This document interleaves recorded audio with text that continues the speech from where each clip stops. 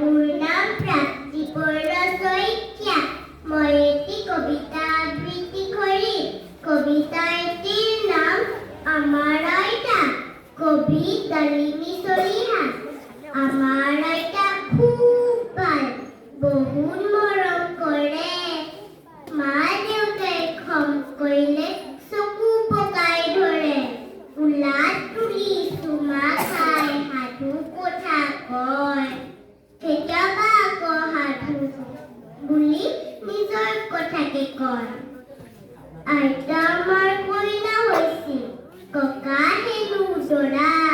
ককা আইতাক আনিছিলগৈ জকাই চুকৰ পৰা। ককা গৈছিল হাতীৰ পিঠি, আইতা শিল তোলাত।